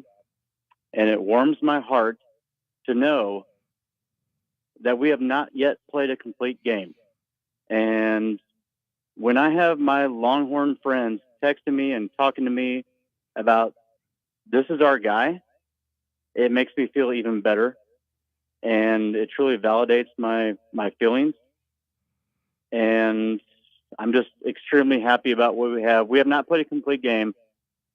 We have a lot of kinks to work out still, but I'm just over the moon, and I'm still optimistically cautious about everything. But yeah, I'm bought in. I'm bought in. Chad, get in line. There's a lot of people that are in the exact same boat right now. I think the confidence is really high. And, one thing, and this might be a superficial thing, but in every game so far this year, that student section has been filled from top to bottom. Jam-packed. Yeah. In the last few years, there's always been those empty seats at the very top. Yeah, sure. A lot of them are leaving at halftime. It's a night game. There's beer to be had in other places. But at the beginning of these games, and let's face it, a lot of people hang around for that light show too, which has become the newest cool Nebraska tradition that people really enjoy. But yeah, the bandwagon is filling fast for those who may have strayed away, for those who may have jumped off. There is room for you, and it is filling fast. Well, and a lot of the reason behind that is the fact that you could point at proof in the pudding for a guy that has done this at other places with less backing and less resources at his disposal. You give a program builder like Matt Rhule the tools that he has in Lincoln with the track record he has. We're seeing it in recruiting. We're seeing it in development. We're seeing it in the win column now. And I think when we talk about him needing to year 3, there's so many people that are so excited for next year that when you look at the ability of having the COVID players and getting back the Isaac Giffords and the Ty Robinsons of the world, he never had that ability at any of those other places because you couldn't have this many 6-year guys. So it's one of those things that growth is happening in Lincoln faster because not only of the developer you have at head coach, but the fact that they are able to have so many upperclassmen return this season as well. Yeah, there was the stat tonight on the television broadcast comparing Nebraska's defense to Washington and Michigan in terms of average age, and Nebraska was right there. I mean, it's an old, experienced defense. Even though there's a lot of young guys now getting experience, that starting lineup in the 2 deep are filled with a lot of upperclassmen and old guys, and they are playing like veterans. And what have we spent most of the show talking about? A freshman quarterback, right? And you look at a guy like Ja'Cory Barney, who touches the ball as often as anybody in that offense and on special teams, and that's not by mistake. They know the attention that's on this program from the 2025 recruiting class, and how quickly they're going to need to fill some of those spaces next year, and some of the big eyes that are coming, the big target eyes that are coming to this program right now. They need to have examples of, hey, we could turn you into this guy. And if you can turn guys into Ty Robinson and Ja'Cory Barney, those are 2 really good positions to point out and say, you want to come be an NFL guy, and Lincoln's the place to be. Rhule said they don't get the ball in Barney's hands enough. They have made a concerted effort now in the last 2 games to get him a touch, not on special teams, but get him an offensive touch or 2 in the first half. You talked earlier about Dowdell and getting him involved early. He's the thunder. Barney has turned into the lightning, whether it's on the push pass or the reverse play, which was a really cool look out of that set. They are working overtime. And how about his instinct to let Borkacher get in position, make the block, and then cut inside of that block and score? Really, really savvy move, because for a guy that young with that kind of speed, probably your instinct is, oh, I'm quicker than that guy, I'll just beat him to the corner. But instead, it was set up your block, wait for it to happen because it's going to be there, turn it up inside and score. Really, really smart play. Yeah, how many times we see that in the NFL from a rookie who, is just used to being the fastest guy on the field? This is a true freshman in college, having the patience and the wherewithal and the knowledge of the playbook, which has been a topic this week with Matt Rhule echoing that everybody else needs to be caught up to Dylan Raiola, another freshman, and seeing these 2 guys be able to come in, essentially be two masters of the playbook and situational positioning on the football field this early in their career. I mean, the sky is the limit right now for this freshman class. All right, we've got one more segment. We're going to bang out as many calls as we can. We got Mike, we got Noah, we got Doug, we have Nathan, and you at 402-951-1620 on the Jay Stinnett Contracting Hotline. This is Big Red Overreaction, presented by Equitable Bank, by Dingman's Collision Center and Mechanical Repair, and by No Name Nutrition. Live a better, healthier, more natural life. John Bishop, Jimmy Allen, back with more of Overreaction right after this on 1620 The Zone and 1019 The Keg.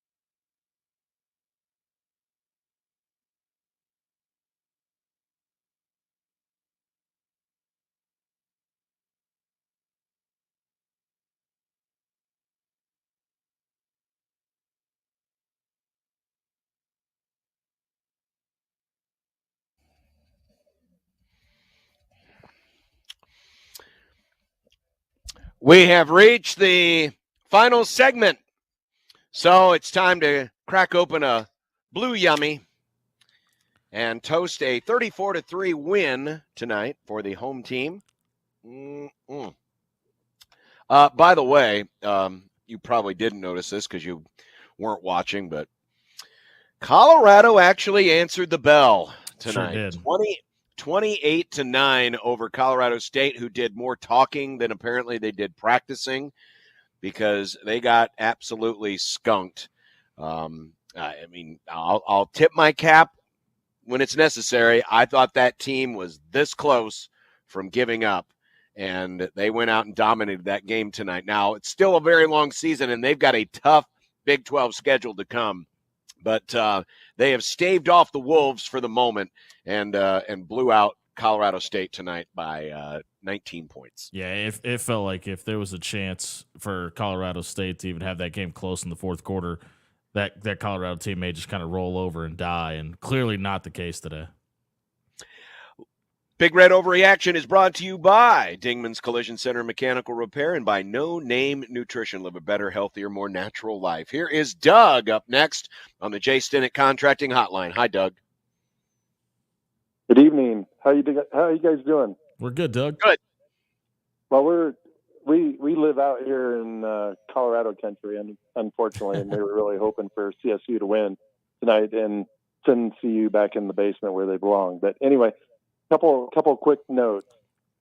You really think Harburg is the second quarterback? Yes. Why? Who else would it be? I'm on the fence. No offense to Gramstad, but I mean, he literally just joined the program, and Harburg's been there. And who's the guy that's coming in second for Dillon? It's they obviously like Heinrich. They trust Heinrich. He's won games. And he has improved in some areas. There is no question in my mind, if something did happen to Dillon, Heinrich Harburg would be running the show. So you don't think Kalen would come in second? They've been very vocal. He's in the game yet. They've been very vocal. They want to redshirt him as well. So there's also that. I mean, he can play in 4 games without a red shirt. So I don't know. Everything you hear during the preseason or whatever, you thought he was number 2, but I have to admit, I mean, Harburg looks like his throwing motions improved dramatically from last year. But that's anyway, the Glenn Thomas effect. Yeah, probably. The other question I have, and maybe we can throw this in the playbook. Do you remember the diamond formation? Oh my God, the diamond formation! Bring back Tim Beck. Yeah, I mean, hey, we have 3 or 4 good running backs. Don't you think we could run the diamond and put Dowdell at fullback, and then maybe put the 2 Johnsons on the wings on that? They don't want to run Dillon enough, and you have to have a quarterback that you're willing to run for that formation to really be as dynamic as you need it to. All right, so put Harburg in then. Well, there you go. I was wondering if we'd ever get Doug. I appreciate the call. People, man, when they started running that, and you'd get the callers all the time saying, every time they're in the diamond formation, something good happens. And it's like, no, it wasn't always that way. But every announcer too. Every announcer made sure to give Tim Beck his flowers along the way too. Yeah. No, you're exactly right, though. I mean, this is not that. And listen, they're doing well enough with what they have right now. I mean, moving Barney around, getting him the ball in different spots. Yes, having all those running backs. I still would like to see 1 or 2 separate themselves from the pack, but 10 different targets tonight in terms of receivers, and they were all hit in the first half. It's that's really that's a deep team. Yeah, Nebraska's also 3-0, so I think changing up the entire offensive philosophy at this point in the season probably makes 0 sense as well. Here is Mike up next on the Jay Stinnett Contracting Hotline. Good afternoon, or good evening, Mike. I'm sorry. Hey, fellas. Always good to talk to you guys. Good to see Jimmy here instead of Josh. Josh is probably out on a midnight run while he's talking to Jack Mitchell. Just my weekly call in here to do some fact checking, some unbiased fact checking, unlike what we saw Tuesday night on Husker fans. But kicking game solved. Whoever said that, I mean, they're crazy. That was 2 chip shot field goals that we should make every time. So to say the King game is solved, I think we're a long way away from there. Second thing there, the interception. I think that was clearly an interception. I don't understand. People are still confused about that. He came to the ground with the ball. Last thing, I hate to agree with John because he's such a Jasker, but Heinrich is the number 2. And so for people to say Gramstad or Danny Kalin, I know they're doing these gadget plays with Heinrich, but we only see it when it's in cleanup time. And I think they need to I almost worry about Heinrich getting hurt on those plays and not being able to be a backup. And then we're left with Daniel Kalin and Gramstead and him getting hurt if we do need him. So I think we got to really be careful with Heinrich.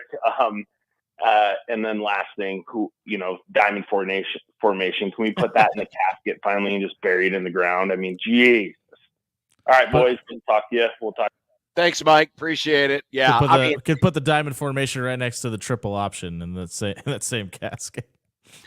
Yeah, I think you're right on that. 402-951-1620. Back to the phones. Here is Nathan here on Big Red Overreaction. Hi, Nathan. Turn your radio down, Nathan. Good, Nathan. All right. Maybe some. I don't want to pump your tires up too much, but this is a bit of a bucket list item to call into the show. We appreciate it. From Edmonton, Alberta, in Canada. Hey, and, actually made it down for the game today. You're not driving back to Canada, are you? Actually, to Kansas City. Got a Chiefs game tomorrow. Oh, okay. So you're going to make a whole weekend of it before you go back. Don't you know? That's right.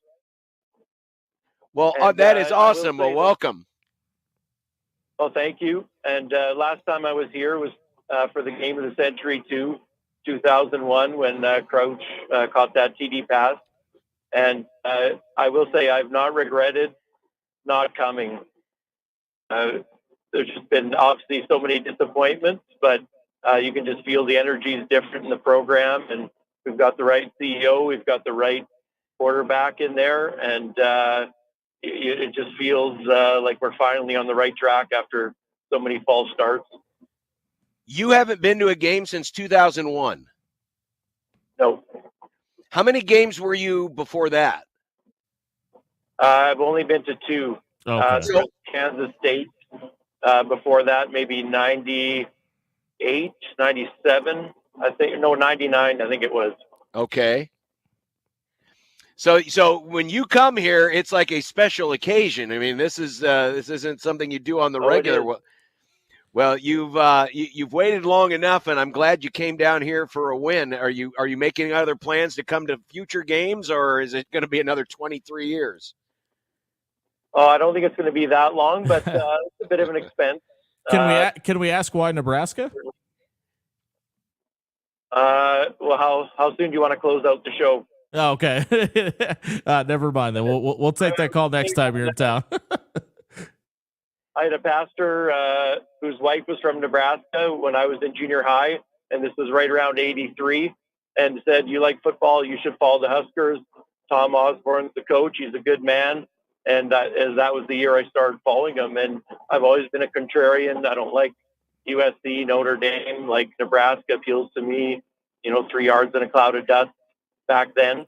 And just the fact that Nebraska could be as dominant as they were, where they are situated, that always appealed to me. Well, that's great. So we have friends from Edmonton. I like it. Are you a big Oilers fan? I am. Well, that is awesome. It might work out for that McDavid kid. He's all right. Oh, heartbreaking to come that close. Yeah. Game 7. Yeah. Well, you know what? There's going to be other opportunities. I have a feeling though you'll be back in position again next year. Well, don't be a stranger for too long. Have a safe trip down to Kansas City and enjoy the game. And make sure you get to find some barbecue down there. They got some of the best barbecue anywhere. That's on the bucket list too. Awesome. Thanks for making us a part of your trip. Yeah.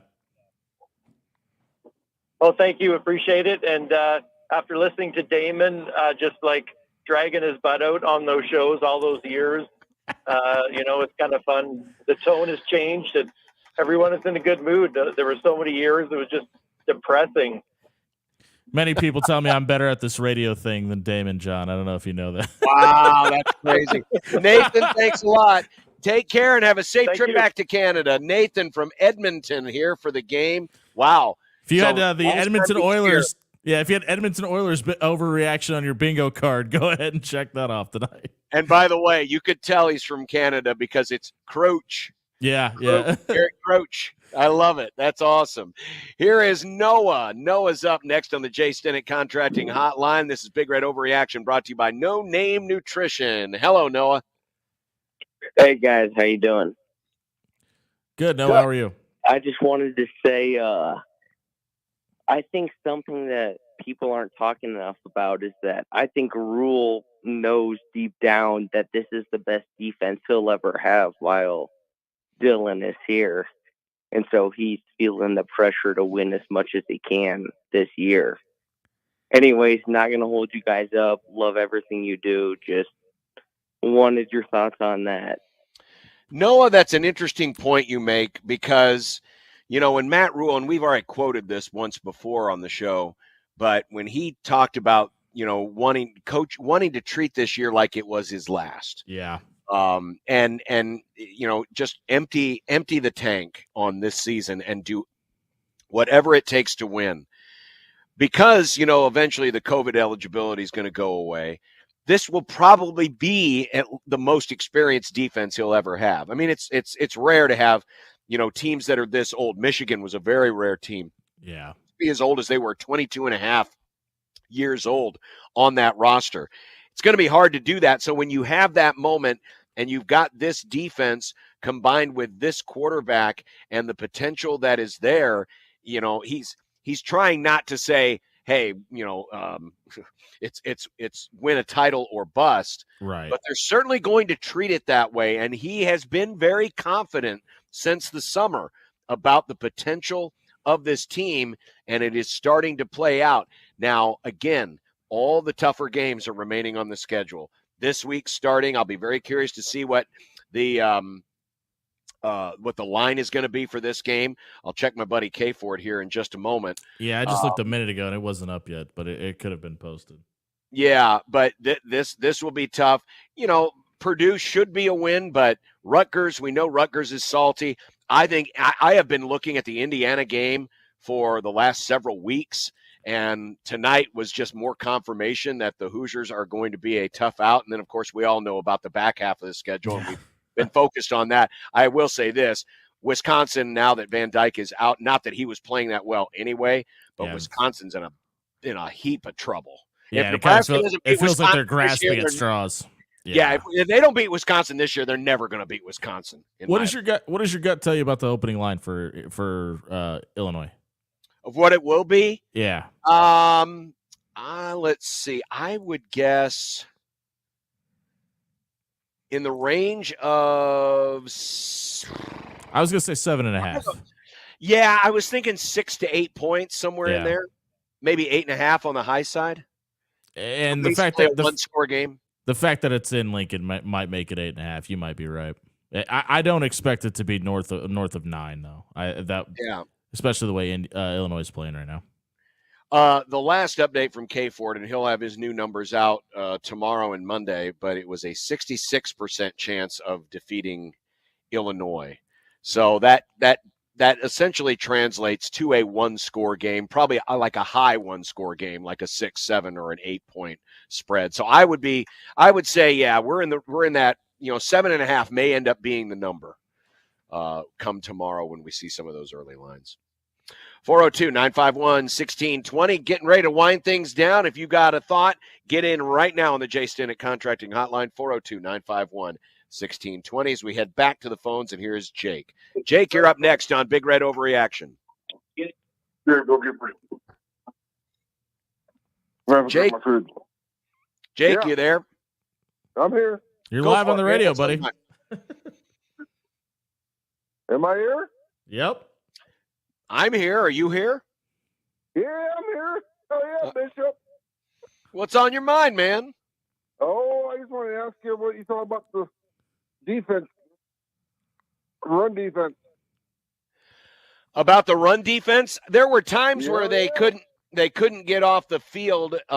They did allow 6 first or third down conversions, and again, I'll be curious to look back, Jimmy, on this one tonight to see what the to go was. But it seemed like they converted most of their third downs. Felt like 3rd and 5, 3rd and 6, 3rd and 7. There were a couple of scrambles that ended up getting a first down. Overall, when you look at it statistically, 139 yards on 39 carries, that's only 3.6 yards a carry. So from that standpoint, it is good. I'm guessing that they would have hoped it would have been a little better. I thought in the that first drive, especially that led to the field goal, it certainly showed some ominous signs because it looked like Ty Edwards was getting downhill. It looked like Hickson was able to find a crease. And you were like, oh, man, is this going to be one of those? They did button it up after that first drive. Yeah. But yeah, all in all, it's hard to complain too much about the run defense tonight. This was what you and I was going to do. Honestly, I'm surprised they threw it 25 times. I was going to say, I expect them to even run more. Yeah. Actually, it was 32 times. Dunn left with 25 attempts, and Sheckelman came in and threw 7. But yeah, I'm actually surprised they threw it that many times tonight. We knew they were going to run the ball. And again, all in all, I think this is a good team to play going into the Big Ten schedule because this is more like what we're going to see from some of these other squads starting on Friday night. It's going to be probably the closest thing to Big Ten competition that Nebraska was going to see in the first 3 games, just from a scheme standpoint, what you're going to see out of the Illinois of the world and Purdue and Rutgers over the next 3 games. Not necessarily what we're going to see out of Indiana, but I think it was a good performance, but not necessarily up to snuff where Tony White and those guys wanted it to be. Yeah, they're always going to want better than that. I'll be curious to see what some of the PFF grades are tomorrow on some of the tackling grades. I didn't think the tackling was as good. I'm not saying it was bad, but it just felt maybe a little off. And maybe part of that would have been the fact that Bayer didn't play in the first half and then came in the second half. For the first time this season, a Nebraska player had 10 or more tackles. Isaac Gifford ended up with 10, and John Bullock ended up with 9. The Havoc numbers weren't that good tonight, but a lot of that, again, was because Nebraska, this team isn't your classic drop back and throw it team like the last 2 that we've seen. Nebraska tonight had just 1 sack. They had 3 tackles for loss, 1 interception, ended up having 5 pass breakups and 6 quarterback hurries. So the Havoc numbers won't be as impressive as the first 2 games, but I also wasn't expecting those numbers to be as gaudy just because of the style that Northern Iowa plays. You mentioned John Bullock, and he feels like a guy that is getting better every single game, and it just feels like every time he's out, it's better than the time before. It's really nice to see him kind of start to finally put it together and feels like almost the glue guy on this defense. When we go back to the phones, we go to Bucky. Bucky is up next on Big Red Overreaction. Hello, Bucky. Bucky is gone. By the way, Gary Sharp just tweeted at me and said on DraftKings, Nebraska -8. So the first line is out there -8. So we were close. Here is Aaron. Hi, Aaron. Hi, John. Hi, Jimmy. Actually, I was going to tell you it is -8 on. Gary beat you to the punch, buddy. He did. I have a good question on overreaction. Right? It's early. 3-0 is awesome. I'm wondering how many of the Big Ten teams do you think might make the playoffs this year, realizing that we have a whole season ahead of us yet? Well, Ohio State, obviously. Oregon seemed to get their act together today in beating up on Oregon State, though I'll wait another few games before I pass verdict. Penn State's schedule is weak, but so that alone may help get them in. Let's see. The problem right now is, and with Georgia having stumbled a bit today, not losing but coming awful close, the SEC had 6 of the top 7 ranked teams. Not that that means anything in terms of the playoff.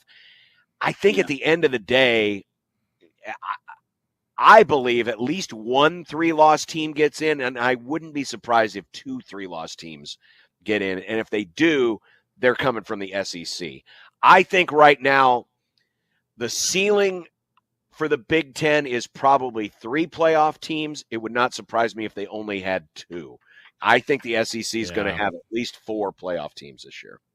I mean, when you got 4 of the top 5 teams in the country, it's kind of hard to argue that point. I mean, Tennessee's playing great. We'll see what happens. I mean, Georgia, maybe it's this was still just Georgia. Yeah. Alabama looked awesome today. Mm-hmm. They're really strong. Ole Miss. So, yeah, they're just so deep right now. So I think 2 or 3 teams max for the Big Ten. Yeah, and it's going to obviously matter how impressive Ohio State is over everybody. I mean, I believe that they're the cream of the crop, but I mean, USC has looked really good through the first 3 weeks too. So right now I have Ohio State and USC as the top 2 teams, and Oregon to me still has a lot to prove, and probably a lot to prove to the committee too. Aaron, anything else? Well, I did see that the Ohio State line for Nebraska went down from 26 to 25 after today's game. I'm curious on. So you're saying there's a chance? Well, I'm kind of hoping, right? Overreaction, but who knows, right? I mean, how many wins do you think that Nebraska will get this year? Well, I had them picked for 8. We'll see. I mean, this week will tell us a whole lot more. I mean, Illinois is a much better team. They're going to give Nebraska truly an honest fight. Even though I predicted 8 at the start of the season, I said we have to wait until we get to that bye week before I look and really think about readjusting. Right now, I'm going to stay with 8. Yeah, I said 9 before the season, and with a possibility of 10, depending on a couple of swing games. That Indiana game a lot more interesting than I thought it was going to be. I think the Rutgers game is a lot less interesting than I thought it was going to be, and USC obviously way more formidable than we thought. Cypher thinks I'm crazy for saying the ceiling for the Big Ten is 2 to 3 in the playoffs. Again, the SEC is going to get a lot of benefit of the doubt because of the teams they play, and I do think there's going to be some cannibalism going on. And preseason matters. Where teams start at absolutely matters too, and obviously the SEC has a leg up there on the Big Ten. We'll see. Maybe the SEC cannibalizes itself as well. But I think if there's one or more 2 or 3 loss teams, they're coming out of the SEC because they're going to get more of the benefit of the doubt because they play a theoretically tougher schedule because they play other SEC schools. Sure, that's true too. All right, well, that'll wrap things up for Big Red Overreaction. I want to remind you that Severe Reaction is coming up tomorrow at 8 a.m. Michael Severe will have all of his takes, take more of your calls, and look ahead to the Illinois game. Steve Sipple usually joins him as well, so you'll get some thoughts from both he and Sip. But Severe Reaction tomorrow morning, 8 a.m., here on 1620 The Zone. Big Red Overreaction has been presented by Equitable Bank. We take banking personally, by Dingman's Collision Center and Mechanical Repair, and by No Name Nutrition, Live a better, healthier, more natural life. I want to thank all of our callers tonight on the Jay Stinnett Contracting Hotline, and our scoreboards presented tonight by Peerless Energy Systems. For Jimmy Allen, and for our producer tonight, Joey Colbert, I'm John Bishop. Have a great rest of your weekend. Nebraska wins it 34-3. Tune in all next week for preview of the 400th sellout game, Nebraska and Illinois, right here on 1620 The Zone with our show from 2 to 6. Connor Happer in the middays and Gary and Nick in the mornings. And when the sports schedule allows, Jimmy and John Schreiner with After Hours. We got you all covered all week long on 1620 The Zone.